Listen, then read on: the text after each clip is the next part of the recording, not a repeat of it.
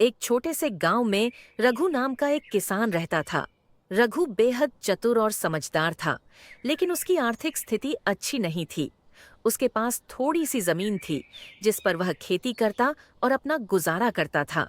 एक बार गांव में एक धनी व्यापारी आया और उसने घोषणा की कि वह गांव के सभी किसानों से उनकी फसलें खरीदने के लिए तैयार है, लेकिन उसने एक शर्त रखी। व्यापारी ने कहा कि जो किसान सबसे अच्छी फसल लाएगा, उसे वह 2 गुनी कीमत देगा और बाकी की फसलें वह आधी कीमत पर खरीदेगा। यह सुनकर सभी किसान चिंतित हो गए, क्योंकि वे जानते थे कि अगर उनकी फसल सबसे अच्छी नहीं हुई, तो उन्हें बड़ा नुकसान उठाना पड़ेगा। लेकिन रघु ने इस चुनौती को स्वीकार किया। उसने सोचा कि व्यापारी को धोखा देकर फायदा नहीं मिलेगा, बल्कि उसे चतुराई से काम लेना होगा।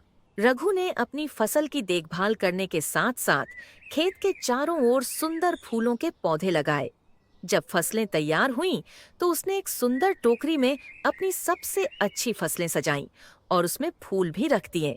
जब वह व्यापारी के पास पहुंचा, तो उसकी टोकरी देखकर व्यापारी प्रभावित हो गया।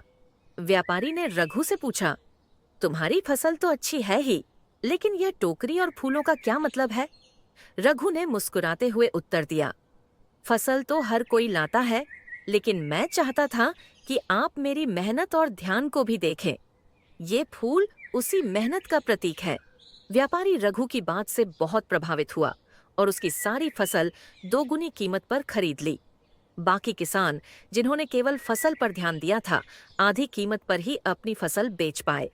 इस तरह रघु की चतुराई ने उसे न केवल लाभ दिलाया, बल्कि गांव में उसका मान सम्मान भी बढ़ा दिया। उसकी कहानी से यह सीख मिलती है कि मेहनत के साथ चतुराई और सृजनात्मकता भी जरूरी होती है, जो सफलता की कुंजी बन सकती है।